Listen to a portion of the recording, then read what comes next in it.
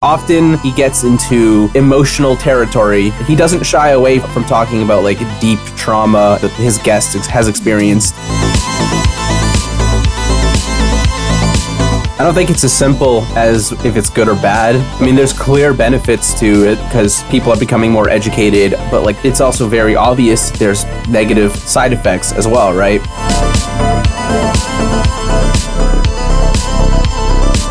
Why do you think you were the first? Why didn't anybody pick up on this and start thinking about it?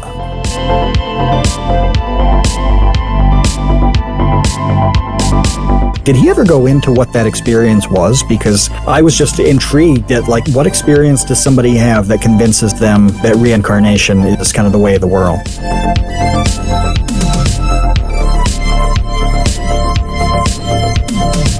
Is Dr. K kind of the only person who's doing this at this point? Because it's been 2 years. He's very, very successful. Looks like he's continuing to grow at a rapid pace. Have any other therapists or pseudo-therapists, started to do what Dr. K does?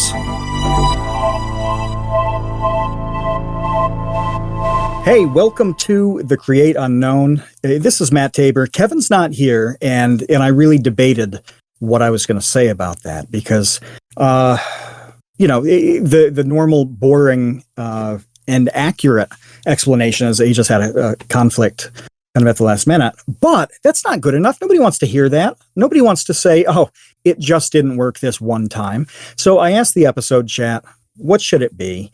They wanted a Halloween-themed excuse. And so the official line now is that Kevin is not here because he is reconditioning the skins of his victims, keeping the leather hydrated, I suppose, because it's October. That's the beginning of Q4, and this is a task. This human skin conditioning is something that has to be done quarterly. When we say make something and mean something, that kind of excuse is exactly what we're talking about. Very proud of the chat for coming up with that. I am here talking with Slush, who we've had on in the past with his co-conspirator Link. Everybody in the Create Unknown community knows Slush. They know his detailed videos. They know the Gush podcast, which Kevin and I have been on as well. But one of the videos that was his most popular was about a streamer named Reckful. And that played out over a period of years in such a way that his latest video is about a therapist that talked to Reckful. Dr. K is quite famous on Twitch for delivering kind of informal therapy sessions that maybe are a little more formal than he admits. And there's a lot to talk about with this phenomenon of live therapy. Is it a healthy thing? Is it useful? Is it good for the person actually involved? Is it beneficial for the audience? Or can they be kind of led down the wrong path? There's a lot with this topic.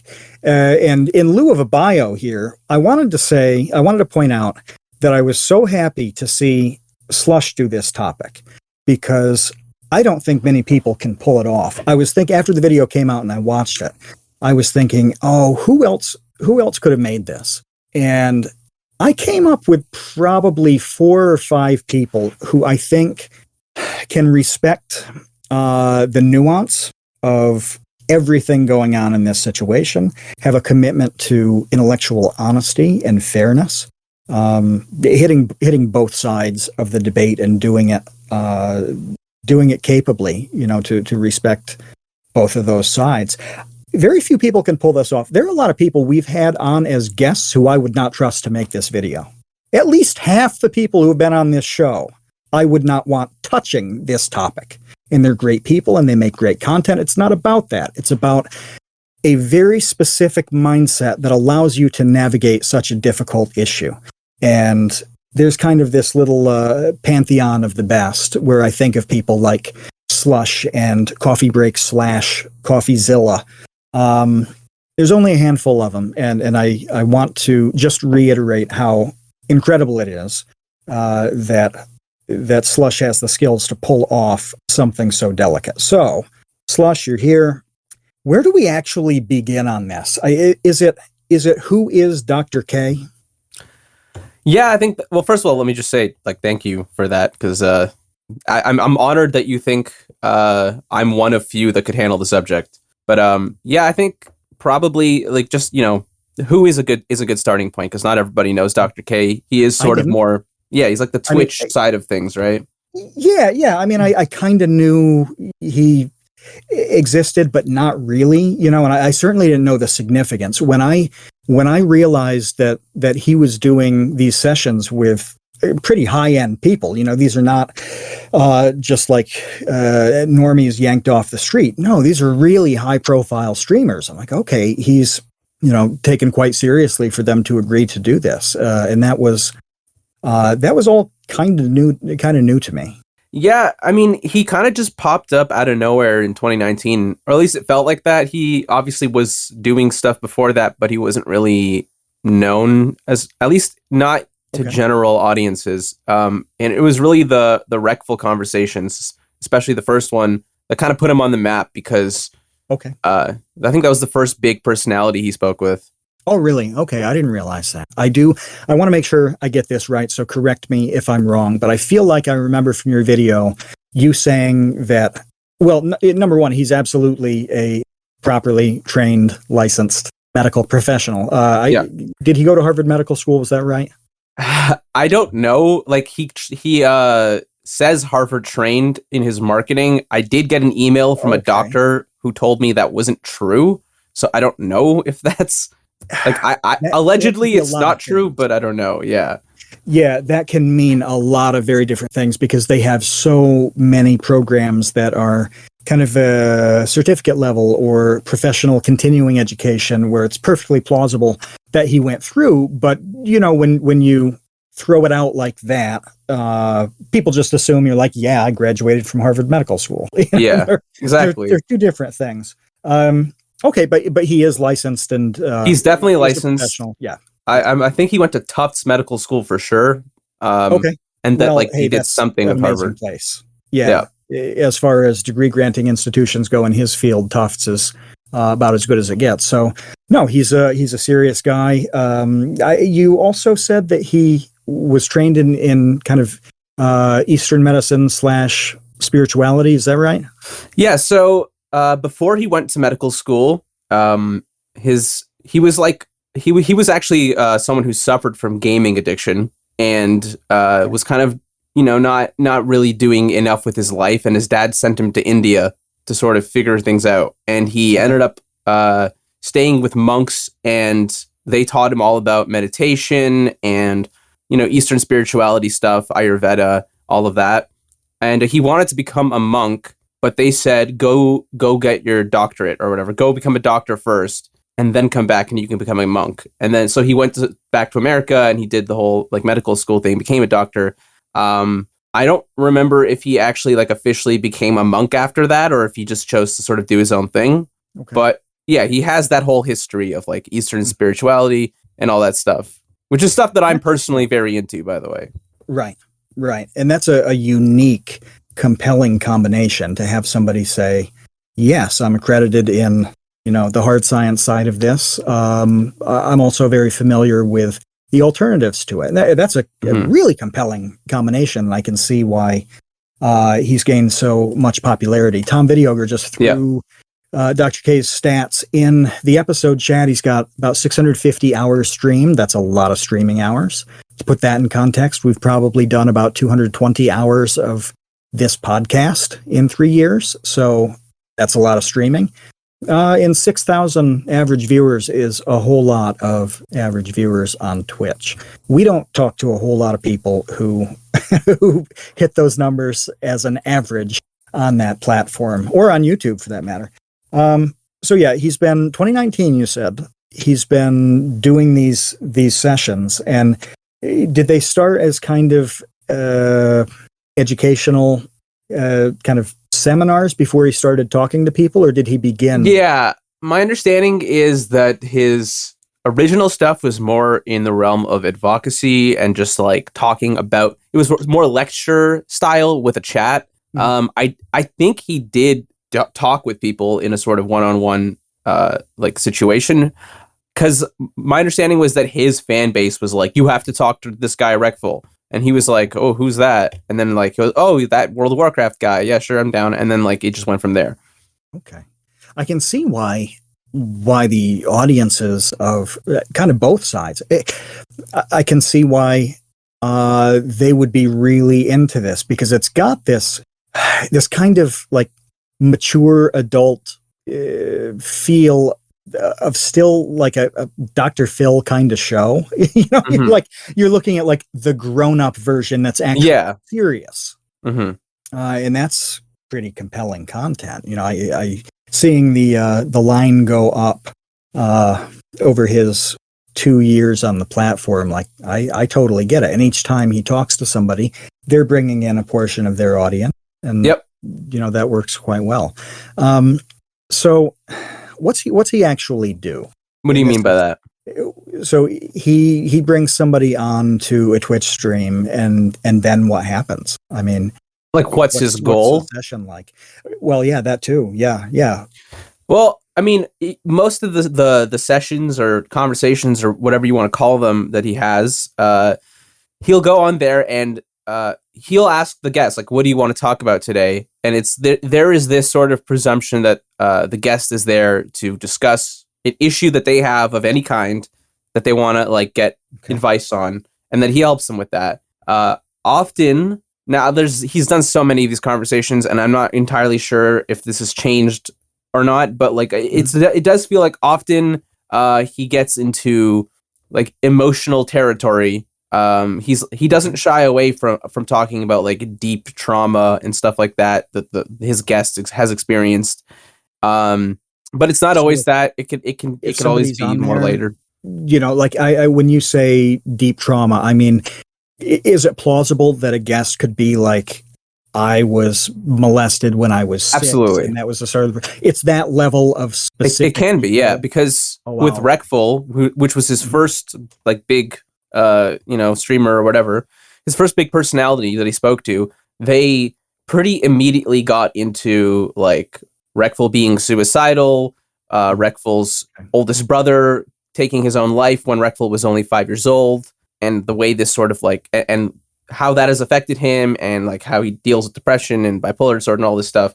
So it went really into the thick of it, and he's done shit like that with what's her name, Sweet Anita, Mitch Jones, as recently as just like a month before my video came out. He did it. He had a very intense conversation with Mitch Jones. So it can be like that for sure. Sometimes though, it's just way more surface, or it's just talking. It's not even personal necessarily. Like there are definitely conversations that it can be about anything. But I do think that people who go on there want something fixed. Like they're talking to him with the intention of like fixing something usually. Okay, that makes sense. And I think of in your video, it really does show that different people do have varying levels of problems that need solving. Reckful's were quite complex.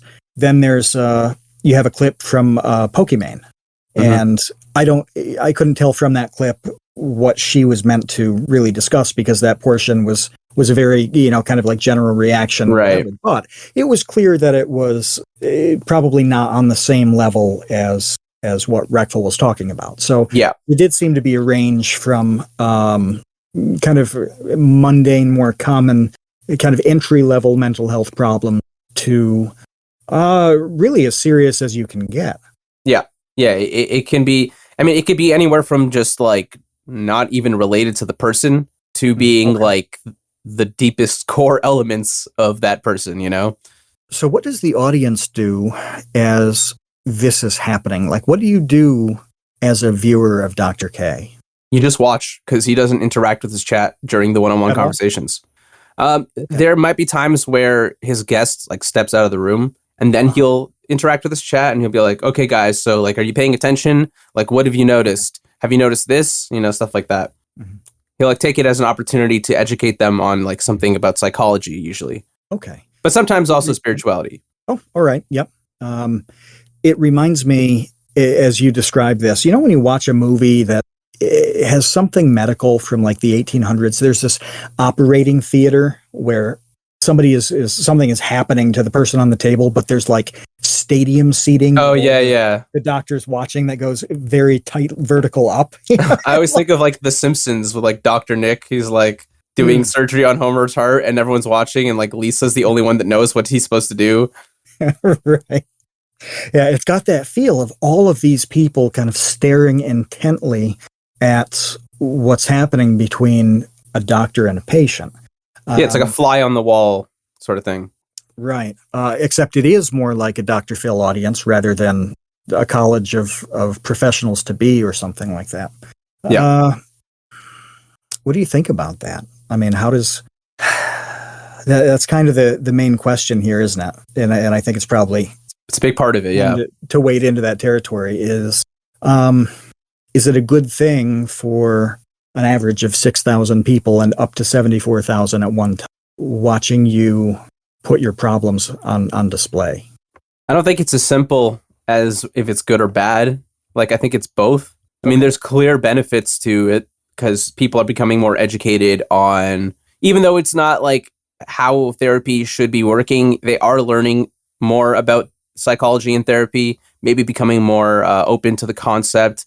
Maybe they're learning things about the way the mind works from the conversation that's happening and stuff like that. There's definitely a lot of potential benefits, but like it's also very obvious that there's negative side effects as well, right?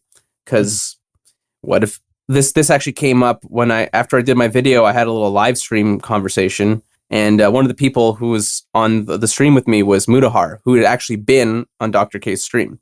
And Mudahar's... Okay. Yeah. So, and Mudahar said that he's himself is like a pretty guarded person, but Dr. K somehow managed to get him to open up about things related to his father that he would usually never tell anyone. And after the stream ended, he felt like extreme anxiety for like a week because he was like freaking out about the idea of like someone hearing it and bringing it to his dad or something like that. He eventually made peace with it and was like, it's probably not going to happen. I don't have to worry. But there is clearly an element of, okay, well, will people say things that should be for a private ears only, but are now being heard by like thousands of people? And that sounds like a great thing for that setting where that's what you'd want to do as a therapist, is to get somebody to think about something they'd otherwise kind of push to the back of their mind, or even verbalize something that's very difficult. That seems like it would be part of the process, but that's usually done in an office with like a point A to point B. It's kind of thing. Yeah. Without anybody watching, let alone however many watched Mudahar. I'm sure he drew a pretty solid audience. Definitely. I mean, on one hand, he nothing is without consent in terms of what is talked about, right?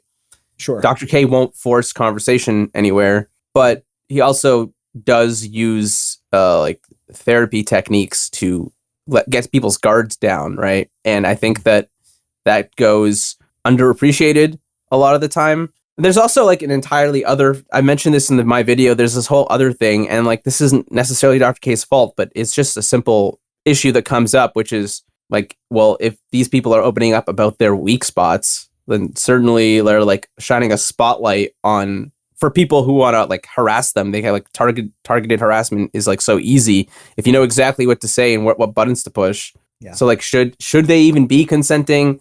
I don't know. It's very complicated. So that's one of the really intriguing parts of your video. And when you show the consequences of Byron having talked about his older brother taking his own life, he's put this vulnerability out into the open, and a couple people screwed with him big time. And in your video, you show the email that he showed.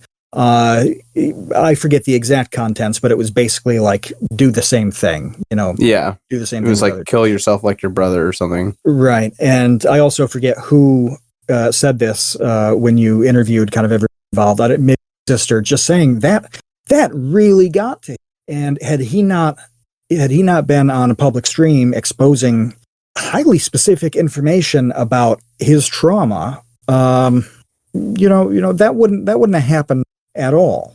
Well, one thing I did say this in the video, but just to clarify now, he had talked about this stuff before Dr. K on his own streams. Yeah, right. He was very, very open book kind of guy. So he had talked about like his issues with his brother, his own issues with suicide and all that stuff. But I do think that at the same time, like when you put it all in one place, so easily accessible, and you include the audience is more general now because it's on someone else's stream.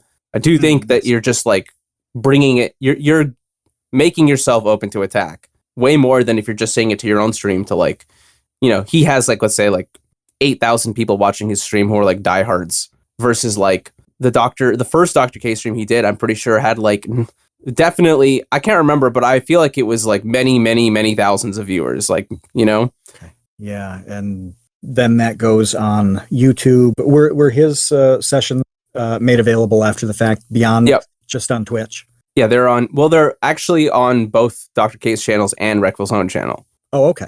All right. Yeah. Yeah. So clearly he didn't shut it down on his end. No. He embraced that for better and worse and threw it up there. So what was the timing like tell me the timeline on when you did your video and also why you did it at that time. And I remember you telling me this in like a Twitter group chat or something forever ago, and I just can't remember. Are you talking about the current video or the Reckful video? The Reckful video, because I want to I want people to know the timeline of when you really put time into kind of documenting his career, then the Dr. K stuff, and then what came after. Okay. So I started working on the Reckful documentary in June of 2019. I had just I was taking a break from doing my history of videos, and I kind of felt like I wanted to do one again. And my friend Glink and other friends of mine were kind of like, I didn't really know Reckful, but they were saying that like, oh man, it'd be so cool if you did one on Reckful. So I was like, show me something. And I saw like the clip of him talking about when he almost made it into almost made it to BlizzCon and how he failed. And it's sort of like, it's like this whole story he tells, and he kind of like breaks down crying. And I like related to it so much that I was like, okay, I'm interested in looking into him. So I spent like the next few months just doing research because there was so much about him. And then I started writing the script that fall. And then the Dr. K thing happened in December. And it was like, it was very clear at the time that he was feeling better, and like that Reckful was feeling better. And this was like in helping him and improving his mental well-being. And so I was like, wow, this is amazing. This is like there's like a happy ending to my video now. I could be like, and then like he finally started seeing a therapist and things got better, which is exactly how I ended my video. I'm like almost painting Dr. K as a savior in the end of my video. And that seemed pretty close to the truth at the time. Yeah. No one disputed it at all at the time, especially not me. Mm-hmm. So my video came out like right before the pandemic started in 2020. It's like March 17th or something. Like, I don't even remember exactly. Okay. It was like 2 days before everything shut down. And so the video came out, and, it did its thing. Reckful saw it. He liked it.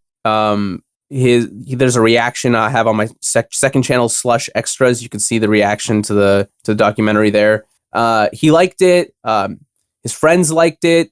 Some of them followed me on Twitter after that. His I even found out later that his parents liked it too, because they watched it. Oh, that's I found that out through Reckful's brother, who I interviewed for the Dr. K video. Mm-hmm. Then in July of 2020, that was when Reckful took his life. Okay. And while everyone knew that he was still dealing with issues, I think that it took a lot of us by surprise. It definitely took me by surprise. I wasn't expecting that at all. And yeah, so like within a week of that happening, someone contacted me on Twitter, and they didn't like Dr. K, and they had like sent me a few things that I ended up talking about in my Dr. K video, which was the reincarnation comment and the you can die comment. And a few other things of like Dr. K doing things that he was like, this is unethical in my opinion. And I looked at it and I was like, holy fuck, like this is actually really messed up. And I don't feel like, I definitely agree this is unethical. However, it's so clear that Dr. K is doing good and helping people. So I'm just not going to say anything. And that was my reaction. And I kind of just, that was just in the back of my mind, but I didn't touch it. And I just went about my life. And that was about a year ago then. That was in July of 2020. Yeah. Okay. It didn't stay in the back of your mind, did it? It didn't stay in the back of my mind. So first what happened was I became friends with one of the guys who, like, he was like a viewer of mine, and he joined my Discord and I ended up becoming friends with him. And I like told him about it, and because I trust his judgment on a lot of stuff. And he also is like politically opposite of me, you know. I'm based and he's not, so yeah. His name is Jesus Christ, that's correct. So, but he was like 100% agreeing that it was unethical, and then started pointing out more things to me that because he watched Dr. K, and he would just point out more stuff. And then, but that didn't push me still to make the video, but it did make me feel a little bit weirder about Dr. K. But then what really actually got me deciding to start making the video was when I saw Jackie, which is, so in the video I interview Jackie and Jenna. They're like lifelong friends of Reckful. Reckful dated Jenna since he was in high school, and then even after they broke up, they remained really good friends, and she talked to him like every week until he passed. Oh, okay. So they were both friends. I'm sorry, I thought his sister. No. So they were friends. The two girls are sisters with each other, but so like Jackie has known Byron for as long as her sister Jenna was dating him and beyond, right? So they've been in each other's lives for like forever, pretty much. And I saw Jackie tweeting about Dr. K, saying that she thinks he's unethical and that she doesn't like what happened with him and Byron. And I messaged her being like, holy shit, I've been, this has been like in my mind for the last 8 months. Like, are you aware of this? Are you aware of that? Yes, it was a really long time.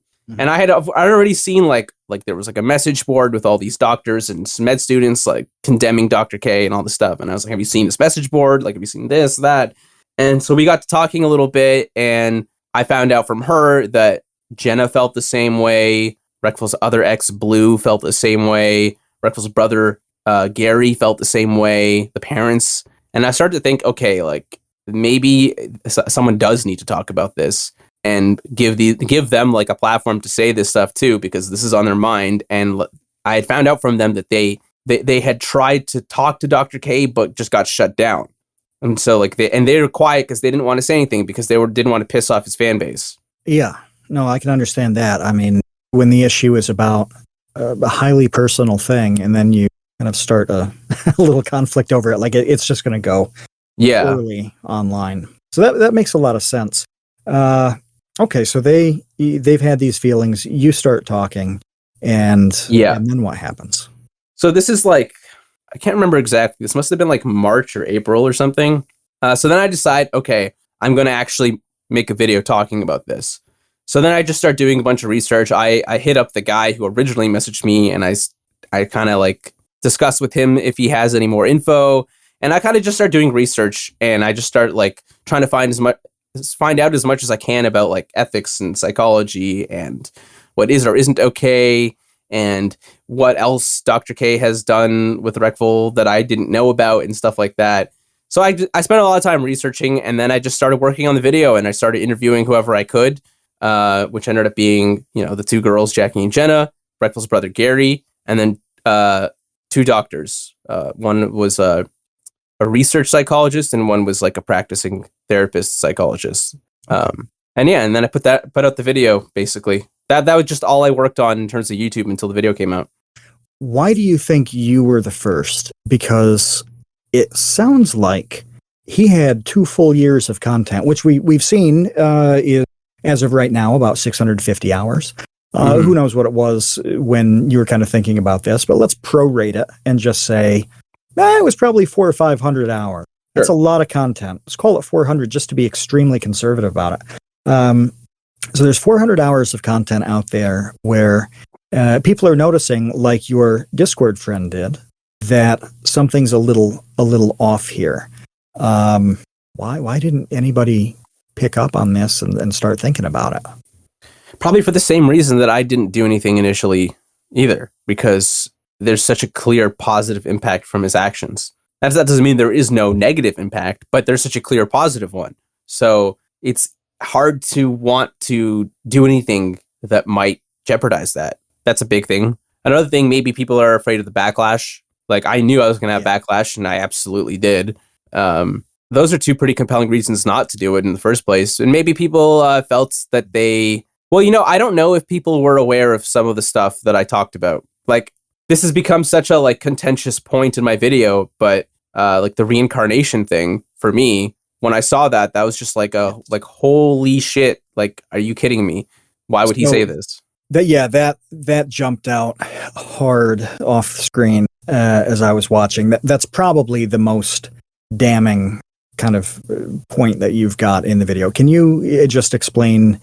Can you summarize that portion of it? Sure. So basically, in Reckful's first conversation with Dr. K, they're talking. So at this point, they've already discussed that that Reckful, the Dr. K has framed it such that the problems Reckful is dealing with are a result of his oldest brother committing suicide when Reckful was only 5, and at this point, they've already discussed that Reckful is or has been struggling with suicide on and off.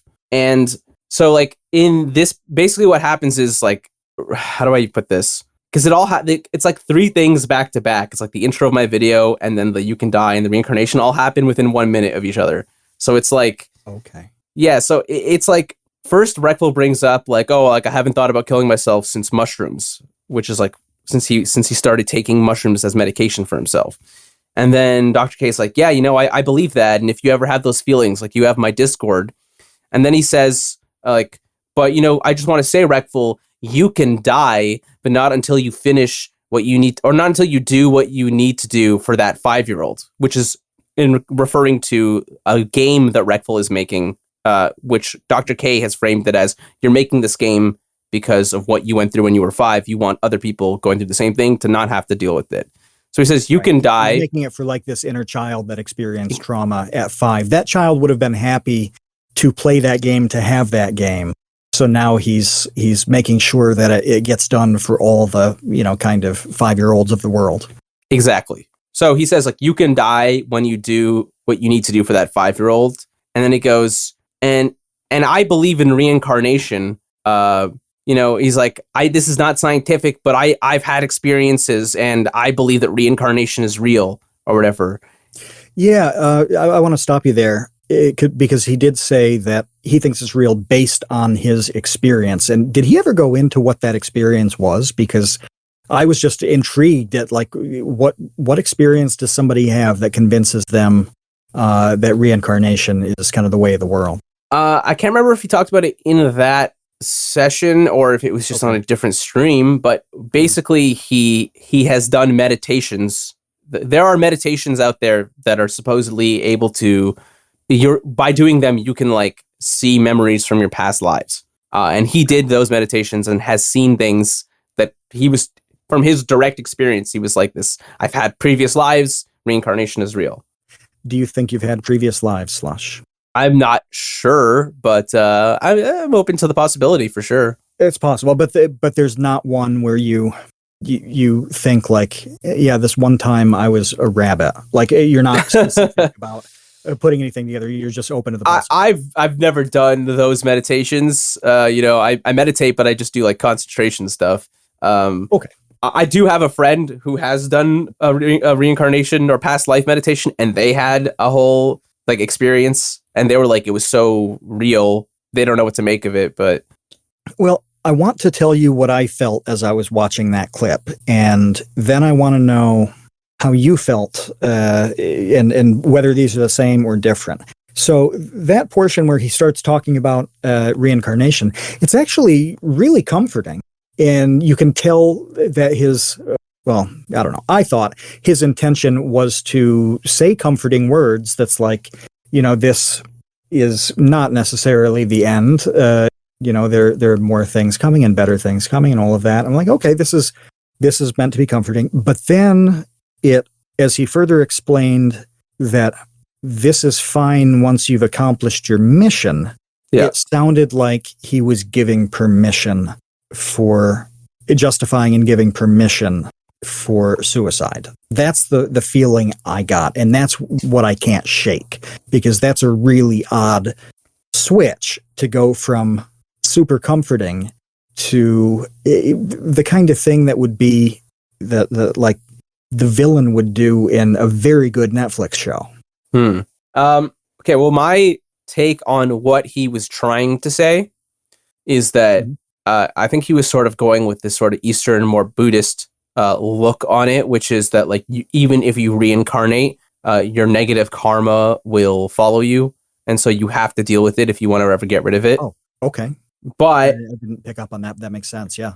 No, you're right. And I honestly didn't pick up on it initially either. I had to have it pointed out to me. But that's the thing, right? Is that I had to have it pointed out to me, and I think that most likely, like, I think Reckful was very much at risk of perceiving it the way you and I initially did by hearing it, which is that like reincarnation is real, so if you're really struggling, you could do this, and this will put an end to it. And then of course, like, Reckful on his final stream is talking about simulation theory. He's like, oh, well, maybe I'm in a video game, and if I die, I'll wake up to the next video game, which is, people can say that's different from reincarnation, but it's not. It's the same. It's just reincarnation with different paint, but it's you take away the paint and you just have reincarnation. So I thought of it like when I was a kid playing Nintendo, when you would start a game and you grew up, you would just hit the reset button. The cartridge would reload. It would start from the beginning. Right. It truly was, an instant reset like that. Like literally, I remember how interesting, like it would flash on half the screen and like flash into the TV when you hit reset. But it felt like somebody was saying, like Dr. K was saying that. It's like, hey, do what you do with this one and do the important things. And then after that, don't really sweat it, because you can kind of move on to the next piece of this. It does feel like that. Whether or not that's exactly what he meant or not, it feels like that, especially to someone who isn't educated on the spirituality stuff that he is, right? And which Reckful wasn't. Not. Yeah. Oh, neither was Reckful. That was their first conversation. Not really, no. I think that he took an interest in some of it after meeting Dr. K, but not really before. All right, so that does seem like it's a sensitive thing. I was going to say volatile, but it wouldn't necessarily have to be. But a sensitive thing to throw out to somebody who's not primed to process it in exactly the way it was intended. Because I am not on the long list of things I don't know anything about. Eastern spirituality is high on that list. So I wouldn't have had context to really process it in the way that you did. Like when you pointed out, no, it really probably means this. I'm like, all right, that makes more sense. So if he's getting it at face value as well, that's dicey. And this distinction, well, there are two things happening here. One was that harmful, which I don't know if it's a cop-out to say, we'll never know, but I don't see how we would. How we would what? Sorry. If we would know that it was harmful, that interaction was harmful. Yeah, there's no, so like, that's the thing, is that I don't care about saying an absolute, it was harmful, it wasn't harmful. Yeah. To me, the issue is, like, this is obviously a huge risk, open to blurry lines and misinterpretation, and it's just, like, I would never say that, personally, because it seems like too scared. I would be too scared that it would be interpreted the wrong way. So it chilled me, honestly. Like, I'm not trying to be dramatic for the sake of the 17 million people listening to this podcast. I'm really not trying to blow it up. Like, when I watched that part, it was chilling. It really, I mean, maybe that's because I know how things turned out. Maybe I would have just gleefully not noticed if I were watching it live. So I'm obviously biased because, again, we know how things turned out for Byron. But it was that that really chilling, horrible moment in Absolutely. thinking about the whole thing. And we're obviously going to put the links down to Slush's video in the description. You gotta see that part. If you only watch 5 minutes of it, make sure it's that part. Yeah, that would be the mistakes section of the video. If you wanted to skip to it, I have it all like timestamped or whatever in the description. Yeah, it does not come off great. It comes off as like an incredibly irresponsible and risky decision, basically, is how it seems to me. So, and it's just like, did Reckful take his own life because he thought he would reincarnate? I don't know. Probably not. It's probably like the multitude of other factors at play. But yes, well-documented factors, yeah. Yeah, but is it a possibility that by introducing reincarnation and all this stuff and as an authority saying it's real, that had an effect on Reckful's decision? Yes, it is a possibility, unfortunately. And sure, you could say, well, anything's a possibility. Why not say maybe no one should talk to anyone at all? Like, that's stupid. That's ridiculous. Like, we're talking about a doctor who's claiming that in his experience, he knows it to be true that reincarnation is real. Like, while they're talking about suicide to a suicidal person, it's like, yeah, sure, technically everything is a risk, but like there's some risks that are like this is obviously a bad idea kind of thing. Like, there's measured risks. There's like, you know what I mean? Mm-hmm. I'm not being very eloquent on how I'm getting at this point, but I think you get the idea. It's hard. No, it's hard to be clear about it, to make sure that what you're saying is exactly what you want to say. And there's also, I don't know what this is like for you, but I find it hard not to say certain things. Is that when talking about this issue? So, like, I'm going to give an example. Saying that this thing was chilling. Well, the way it was in my head, it's like, this is kind of like the soothing things that like Jack Kevorkian would have whispered in the ear of somebody he was helping, die. But that's not what you want to say. Oh, that's another Dr. K, though, isn't it? But no, then it's like, oh, you compared him to Jack Kevorkian. Like, no. And that really kind of hits on the big ethical problem with this, because one of the themes in your video is about what's happening in these sessions. Is it therapy, or is it this nebulous kind of therapeutic? And if so, what's the difference between those two things? Yeah, so very quick, early on when making the video, I realized that it's going to be way too hard to define whether or not it's therapy. So instead, what I focused on whether or not the guests are perceiving it as therapy, and what is happening to blur those lines. Because, and I show this in the video, it's very clear, or it seems like it's a very strong chance that Reckful had those lines blurred for him, because he refers to it as therapy multiple times. He admits that he expects to be like fixed by the conversations. Yeah. Stuff like that. Mm-hmm. So why would you expect to be fixed if it was just a conversation, right? Yeah, and there's some tongue-in-cheek moments too, where he refers to Byron refers to it as therapy. This happened once or twice, I think, in the clips that you put in, where he's kind of like putting a tone on it that's like, it's like not therapy. Yeah, exactly. Air quotes. That's right. It's that air quote kind of feel. Like, oh, therapy, nudge, nudge. But we can't call it that because it's not. Exactly. Even though we're in a therapy session. And that really, really kind of undergirds your argument that he absolutely seemed to believe that he was engaged in professional therapy. Yeah. And not only that, there is like a point in time, because they did like 5 or 6 conversations. At some point, Dr. K like realizes that he's acted irresponsibly and has a talk with Reckful off stream.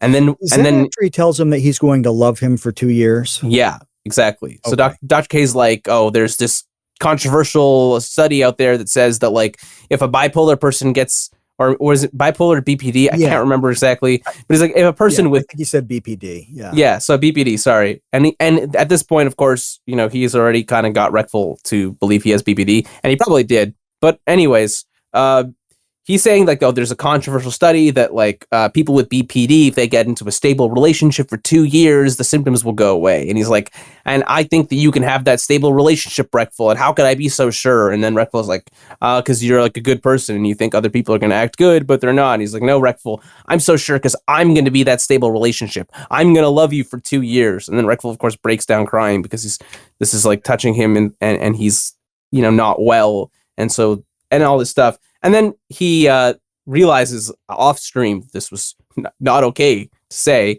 and decides to have a talk with Reckful about how you know what they're doing with each other are not therapy sessions. And then Reckful goes on the stream and he's like, "Do you want to talk about what we talked about off stream?" And then Reckful goes, "Yeah, so you guys missed one of the therapy sessions.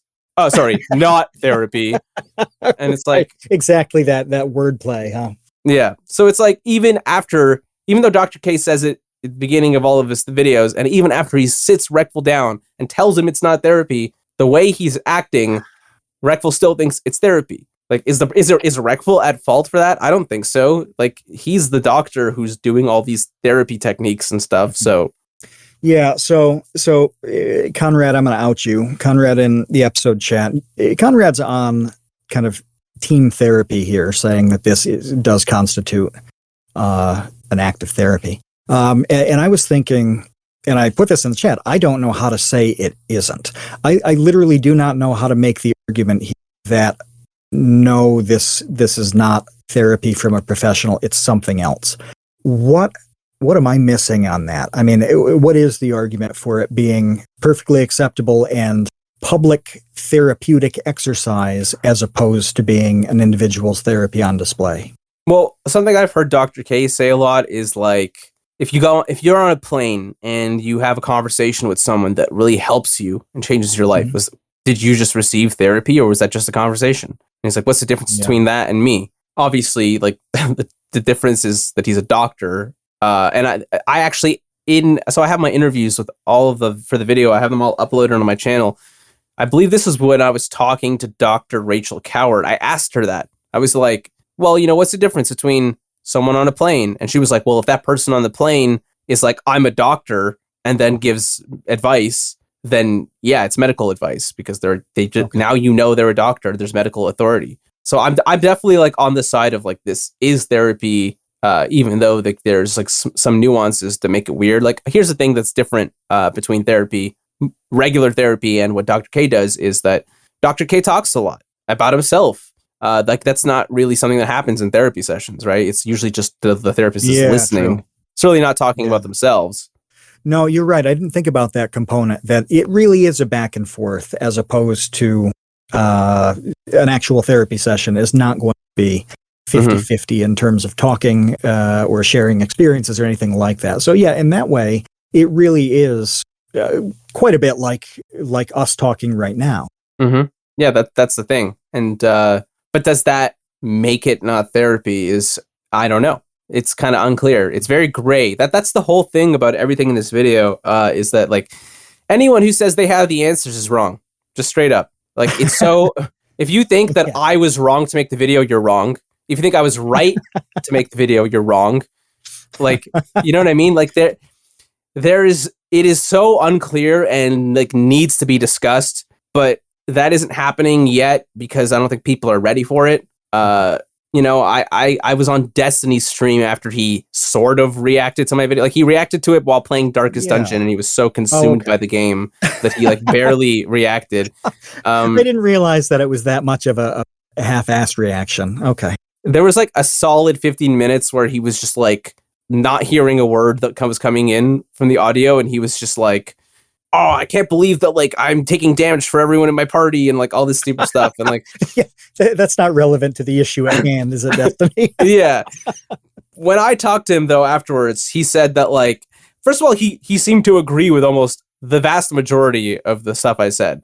But he said that what Dr. K is doing is like the boundary pushing that Dr. K is doing is more important than like the ethical questions that my video proposes, because it's more important to get people to have to open up to mental health treatment and stuff like that. Yeah, I get the utilitarian argument on the amount of good being done in the Mhm. aggregate, especially with so many people watching. Again, an average of 6,000 at a time with the max viewership of 74,000. That's a lot of people.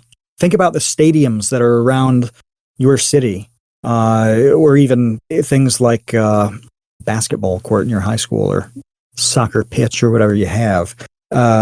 Once you get into the tens of thousands of people, that's a hell of a lot of people at once.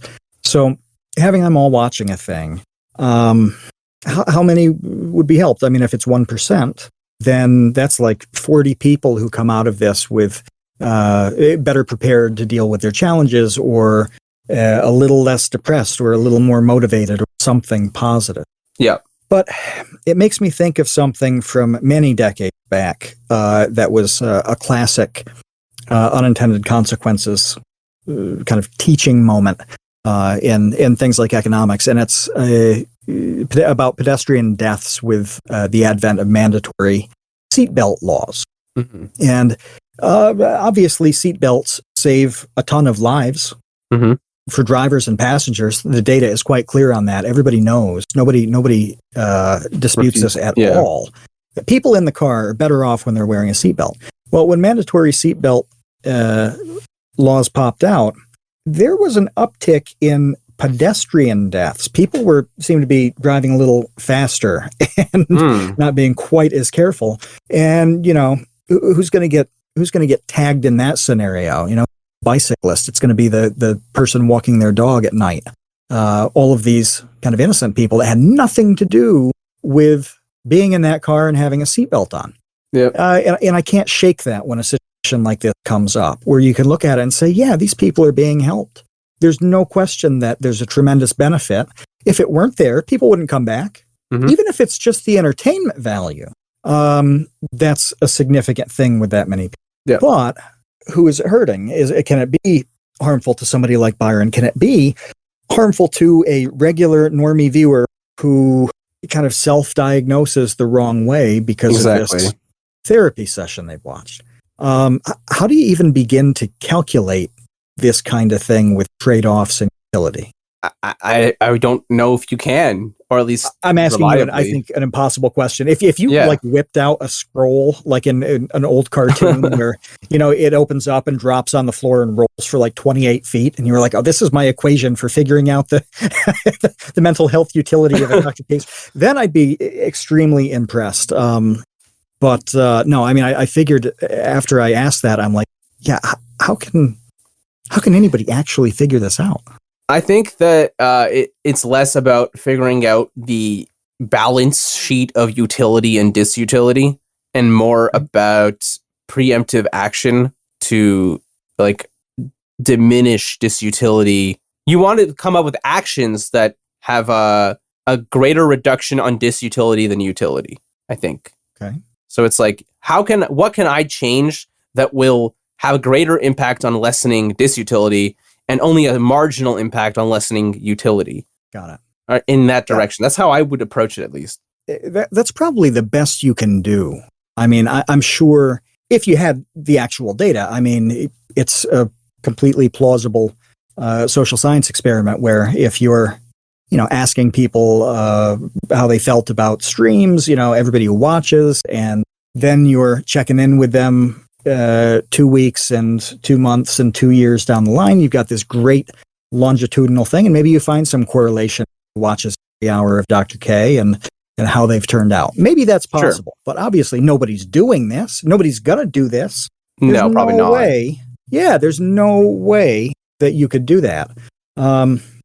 Plus, we don't even know the demographics of people who tend to watch. If they're under 18, that's a completely different ethical can of worms in terms of studying them. Yeah, that's very true.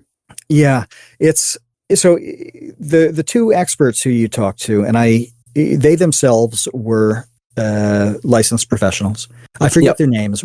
I think of them as the gamer and then gamer, because one of them had a bunch of gaming props. They're actually both. They're both related to gaming. Just one of them is like, one of them streams on Twitch, and one of them just her research has to do with the sort of like sphere of gamers. I'm I'm assuming the streamer is the one with like the Master Chief helmet in the background. Yeah. The one who is dressed more casually in the interview is the one who's the streamer. I'm trying to look through my contacts. I can't remember the name of that doctor off the top of my head right now. Yeah, it's not coming up. I can't remember her name off the top of my head right now. I haven't spoken to her since that video came out, more or less. Like maybe shortly after was the last time I spoke with her. And then there was Dr. Rachel Coward, who's the one who's the research doctor. All right. And they seem to all on the side that this wasn't just informational and educational. This seemed to kind of creep in to being actual therapy. Yeah, well, I mean, they were both kind of in the camp of how isn't this therapy? And they said that Dr. Kelly Dunlap. Thank you, Tom. That's the name. Yeah, so they said that this is a much discussed topic in clinical circles, and that typically the conversation goes, "How isn't this therapy?" And that they were both concerned with backlash as well. I remember one of them had told me that like a colleague of theirs had actually under an alias gone into Dr. K's Discord server and linked this one, like he did a conversation with like a father and son, and then he said, or their colleague said, "How isn't this family therapy? Isn't this just family therapy?" And the people in Dr. K's Discord server got really pissed off at that person and were like, "You're wrong. You're a non-believer." They actually said non-believer apparently, which is just crazy. Really? Yeah, that's oddly cultish. Yeah, yes, very concerning. Yeah, in my experience, I haven't run into that level of cult-like behavior. Like obviously, I've run into a lot of people who are upset about my video, and they, I'm looking at them as they're coming from this camp of Dr. K help me, and now you're trying to tear him down. But yeah, the non-believer thing is just like a little much.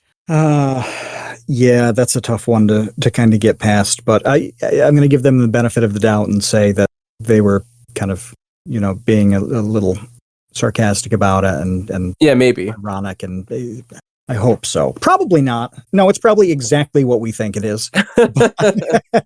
I do want to point out one thing as Tom and Conrad put these links into the episode chat. I love the fact that you put the full unedited interviews with all of these people up for anyone to go through.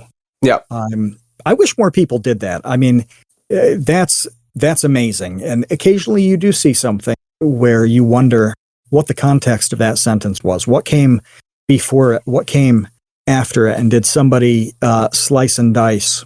Mm-hmm. We just found out that Katie Couric edited an interview with Bader Ginsburg that substantially altered the meaning of kind of her views on a topic that at the time was quite important. Yeah, the interviews, I felt like I had to put them out because they provide so much context for this, and like I didn't want it to be like you're saying, where someone could just be like, "Oh, well, I don't know what's really being said," or people to like, and if anyone was confused about what was being said, for them to be able to just go back and get the context. I also think that if someone did sit and listen to those interviews, some stuff was mentioned there that I didn't put in the video that it raises more questions. Like Jenna was saying that when she tried to reach out to Dr. K about asking, just wanted to ask some questions and be like, "Hey, I was really close to Byron," and I was just like wondering, like, was he just doing really poorly because he didn't say anything to me, and he just wouldn't respond to her. He was just like, "Go see a therapist." And then there was Byron's brother Gary, kind of got the same. Yeah, I believe Gary said that like they talked once briefly, and then he wanted to keep talking to him, and then Dr. K said, "No, it hurts too much," or something like that. Like it was too difficult for him to deal with the emotions of it, which is like just such a fucking weird thing to say to the brother of the victim. Like, I don't know. That's pretty strange, especially when that's really your business. Dealing with exactly that sort of hurt. And I'm not saying that every therapist needs to be like efficient and effective at processing their own feelings. They have the troubles that all the rest of us have with mental health and tragedies and all of that stuff. And that's fine. But still, it gives kind of a funny feeling. Yeah, it doesn't quite make sense, especially when you're talking. It comes off. Lost two people, at least two. We only know of two. He's lost two brothers to suicide, and the doctor's the one who's hurt by this. Exactly. It doesn't seem like it. If he didn't want to talk about it, that's one thing. Probably shouldn't have said like that. That's like a really weird way of putting it. If I'm going to be personally completely honest, to me, it came off as though it was like a legal thing.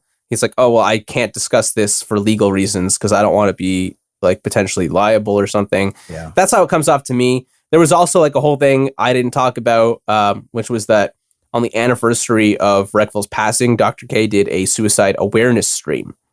And he wouldn't mention Reckful's name. The whole chat was just trying to get him to say Reckful. Just say it once. He wouldn't say his name. Someone asked him, why are you doing this today? And he said, just vibing. That's what he said. Just vibing. Just vibing. Okay. Yeah. And then at the end of that stream, this was so weird. So at the end of that stream, he was like, okay, guys, whose stream should I raid? Let's pick a stream to raid. And then his wife runs through the door and is like, you have to raid this stream. They're doing a charity and they're donating the money to us. And the stream was a suicide awareness stream, charity stream in Reckful's name. And they were and the person who was doing it was donating all the money to Healthy Gamer GG. And they were like, and both his wife and him would not say Reckful's name when they looked at that stream. Like his wife was not saying the name too, which was just like, again, like I know that people who love Dr. K are going to hear me saying this and they're like, oh, Slush just hates Dr. K and blah, blah. Like, no, I'm just saying, like, if I hated Dr. K, I would have put it in my video, but I didn't because it's a character it would have been attack. A completely different video. And exactly. That's why I led with what I led with at the beginning, where, you did a pretty solid job of being fair on both sides. Made kind of the best points you could on both of those sides. And it's anything but attacking him. And you explicitly say, I'm not saying that these botched sessions, if they were even botched, led to Byron's death. Like you're explicit about it. But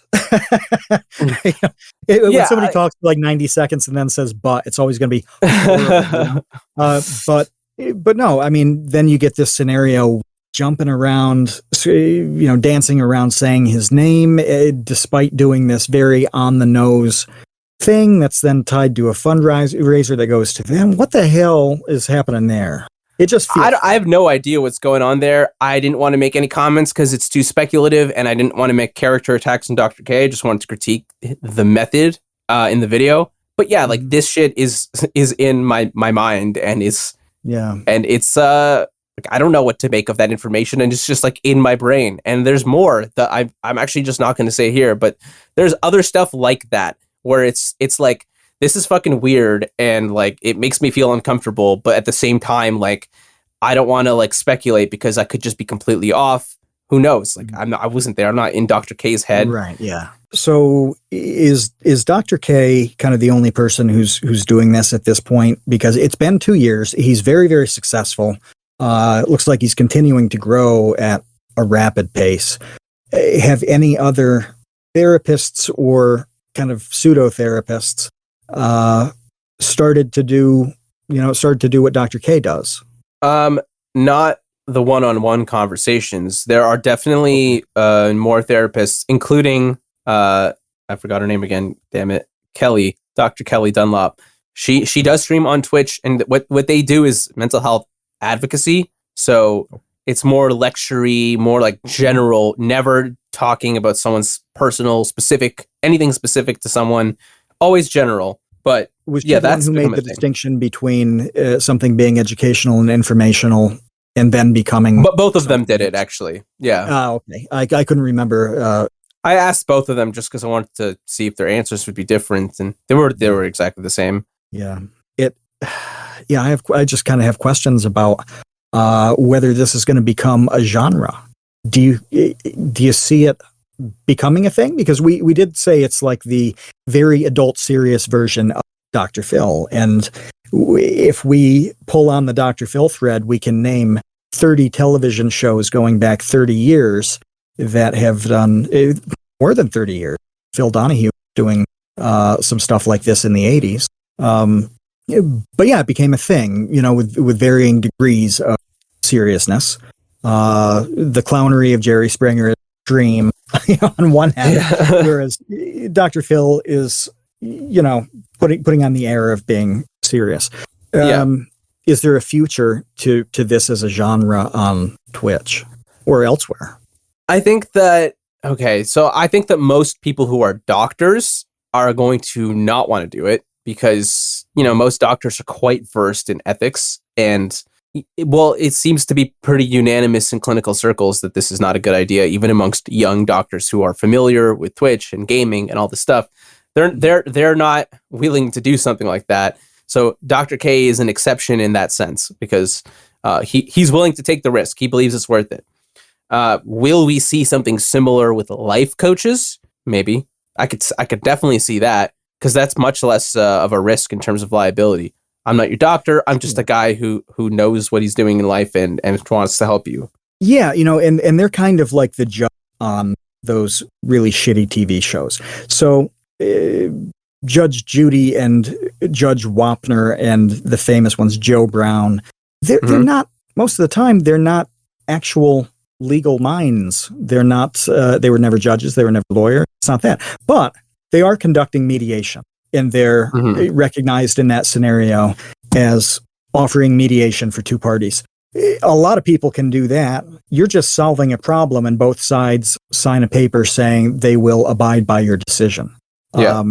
That's that kind of life coach angle where somebody's just saying, hey, I think that I can help you through whatever it is, some mental health issues all the way up to like increasing sales or, the range of self-help stuff.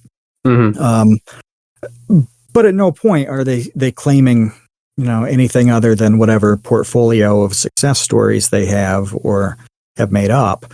But they're not saying, like in the state of Texas to deliver like life coaching. That seems like a kind of different scenario to me. Yeah. Well, Dr. K is definitely like a unique one. Is he licensed in the US, by the way? Yeah, that's well, I mean, I would have to assume that if he graduated med school at Tufts, that it would be in the US, right? I think that it's like a state by state basis. I mean, well, is that a potential problem where somebody from Serbia is like, hey, my son was a fan of Dr. K and X, Y, and Z went very, very poorly. And what are you doing? You're not licensed to be a therapist in Serbia. Has Twitch taken any kind of interest in content like this? Because it seems dicey for them. I don't know what Twitch does specifically. I have heard, and this is like some person replying to a tweet on Twitter saying something about like Twitch does something to facilitate what Dr. K does. I'm not exactly sure what that is. Maybe it's something to do with contacting them afterwards or something like that. I'm not really sure what Twitch is doing. Well, let me see. We have a question that came in, but I want to ask one to you first before we kind of wrap up. Sure. Knowing everything that you know now, which again, in 3 years, you may have a different point of view because it has changed in 2 years. Yeah. Once you got more information and all sorts of situations played out. Would you go on Dr. K's stream if he said, would you come on and talk about your mental health? Would you do that? My mental health? No, I wouldn't do it. Is it a personal reason, or is it because you don't think it would be effective?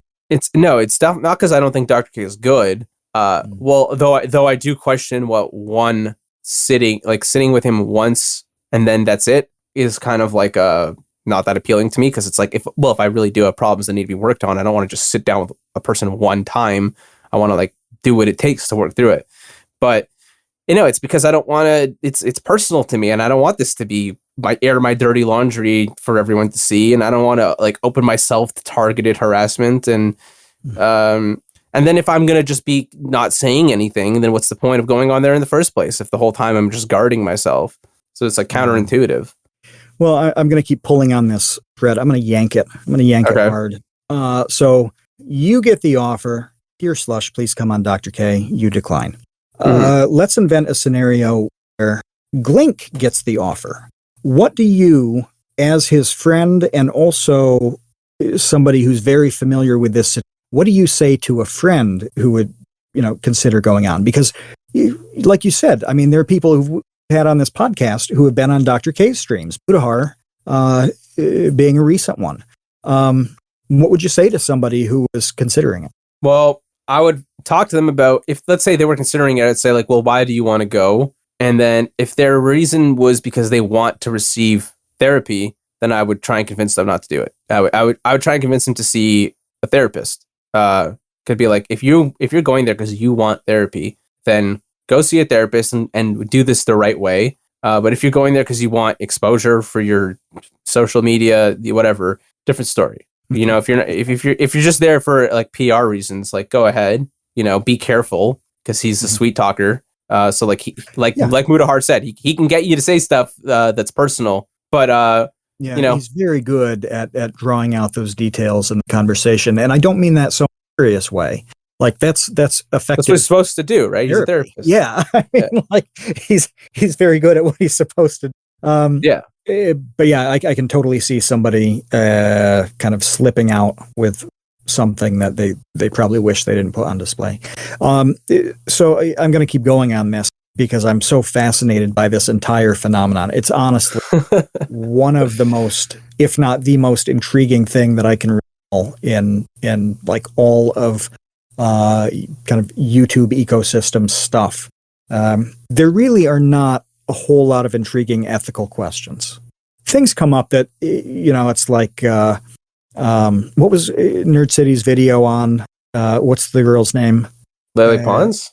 Lele Pons, yeah. Like that's kind of like the philosophical and ethical questions that come up. Like, is Lele Pons content too mature for the kids that, are watching it?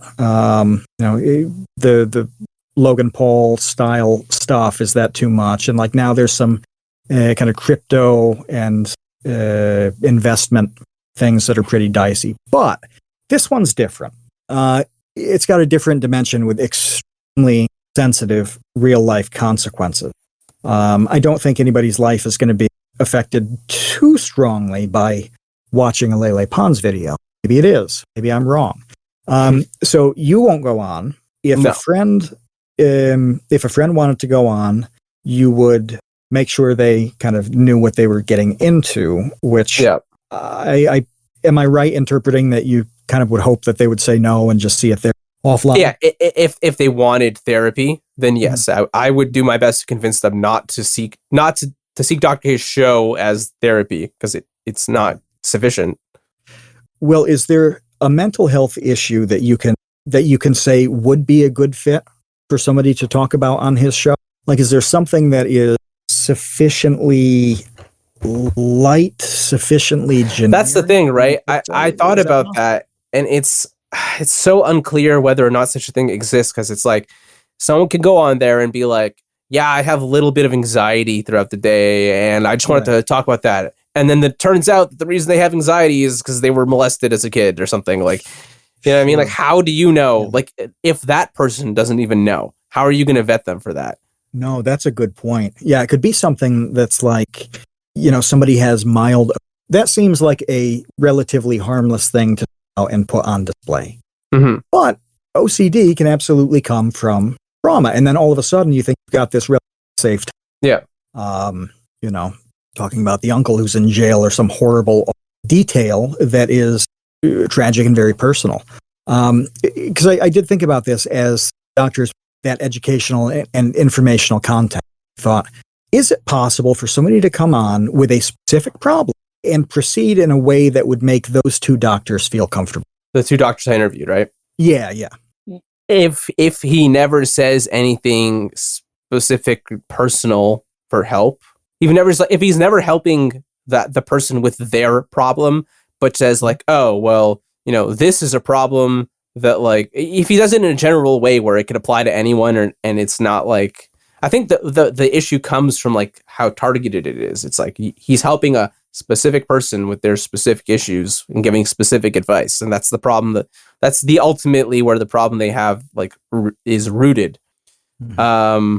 So I think that if he can avoid doing that, then they'll be fine with it. But like, how do you even avoid doing that in a one-on-one convo? Why would the guest come on why would they talk about their lives and there wasn't targeted help? I mean, what's the point? What do you say? Like, I had OCD in this way. Dr. K is like, well, people with OCD often possible treatments. Yeah, like kind of being the Wikipedia page for OCD. Like, what's that person going on and bearing anything? Yeah, it's a great question. I mean, would there even be a point of having guests at that point, right? Maybe there just shouldn't be guests. Like, maybe he should just stick to talking to the camera. I have no problem with the stuff he does when he's just talking to the camera. I think that shit's amazing. It's I don't know. It's going to be interesting to see how this develops. And I really do think, if it doesn't, if it withers and dies out, that's its own kind of interesting conclusion to the thing. But I do think this issue is kind of the one to watch. I think it's in terms of importance, in terms of kind of deciding what these platforms like streaming platforms like Twitch and YouTube, what they can and can't do, what they shouldn't do. Mm-hmm. The only shouldn't question that we've had is like, how much nudity should there be? Like, is having the hot tub stream category a good development? Right. This is a lot more serious than that, and it's a lot more nuanced and interesting. I do want to skip questions for the most part because we do like to talk about things like what's the best topping on a baked potato. And it was a little funny to cap this off with that kind of stuff. But Marco asked a question that I'm going to twist very, very slightly. Tom Videogre says sour cream and bacon. I'm inclined as long as there's cheese as well. I like onions in it too. But Marco usually asks about kind of happiness and occasionally sadness and things like that. And I want to twist his question to match this particular topic. What is something that you're hopeful about with what Dr. K does and the possibility of him doing more of it and maybe more people delivering therapeutic content on these platforms? What's a good thing about that, and what do you want to stop? And what do I want to stop? I mean, the good thing is that I think the world, but particularly America and like the Western part of the world, has a lot of catching up to do, or like a lot of work to do in general regarding mental health and sort of normalizing therapy more. And just like, I think a lot of people are not open to seeing therapists still, even now in 2021. And a lot of people don't think in that sort of way to address their own problems, which I think it's a good that people are more open to it, to seeing therapists, and also to just learning about that and more educated about how the mind works. And there's just so many, I think that this will just like be an incredible benefit across the population. The more it happens, the more people understand, the more people are open to understanding, the sooner we'll be dealing, the less they'll be dealing with these problems, or at least the quicker they'll be healing. And, we still are at a point where it's not normalized people who have office jobs. Most of the time, this is becoming a thing now, but most of the time you can't just take a mental health day. It should be a thing, but it's not. Very few people can acknowledge these problems in their life and then adjust for the improvement of those problems. And no, you're right that it's something people are still reticent to pursue, to talk about, to admit to.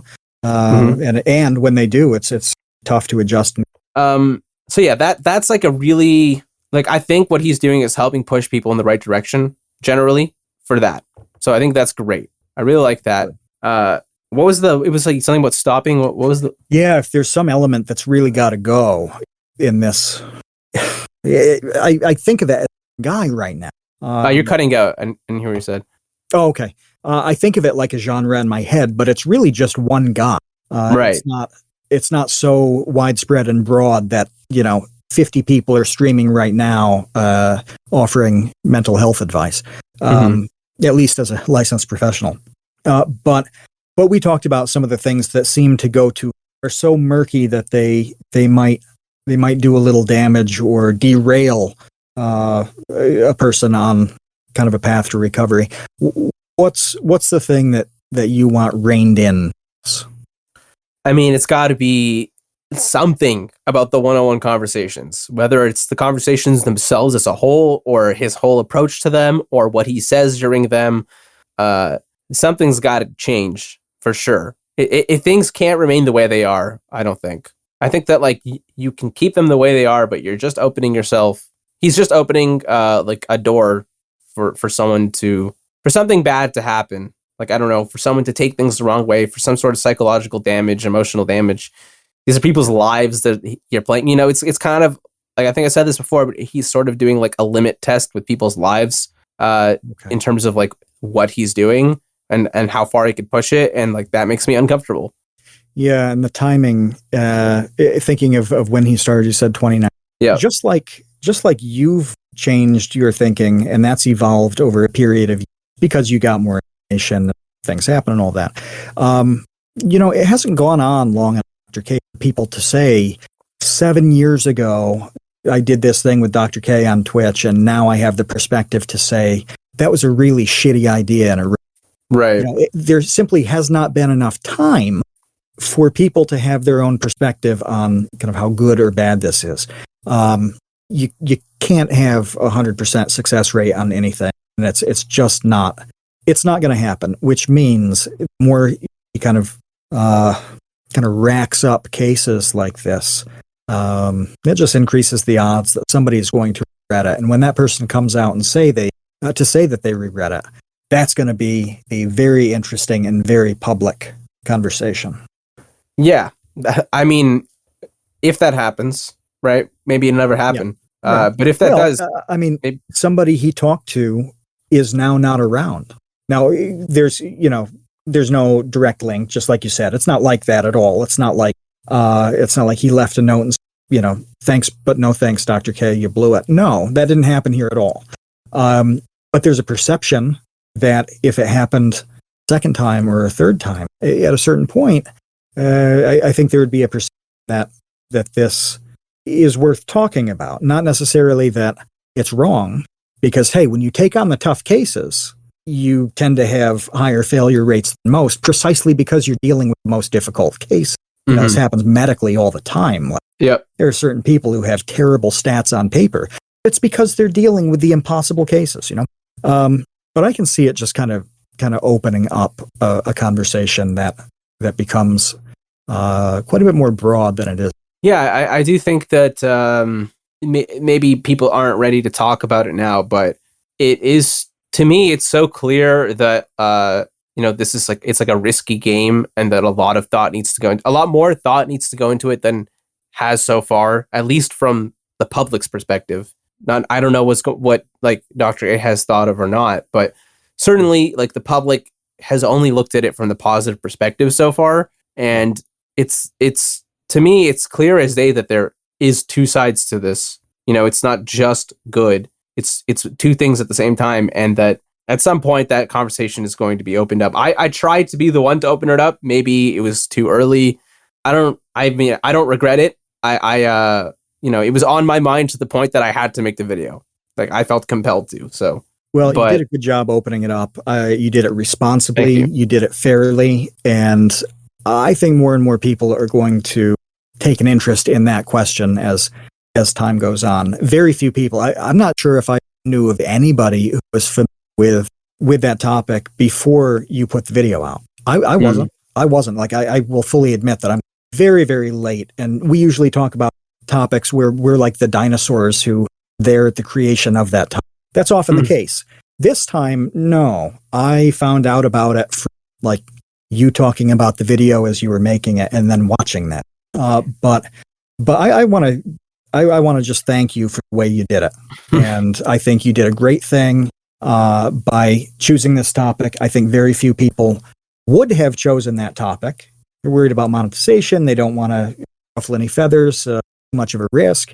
You had pretty serious balls to take it up in the first place, and you killed it.